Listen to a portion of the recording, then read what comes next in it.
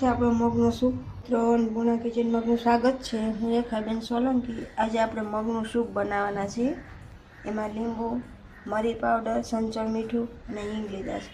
આપણે મગ બાફી લીધા છે। મગ બફાઈ ગયા છે। આપણે પાણી કાઢી લેવાનું છે। પાણી આપણે ઉકળવા મૂકી દીધું છે। સંચળ મીઠું લીધું છે ને એ નાખી દેવાનું છે। ગેસ થઈ જાય તો એમાં થોડીક હિંગ નાખવાની છે। તો હળદર એ નાખી દેવાનું છે। મરી પાવડર એમાં આપણે નાખી દેવાનો છે।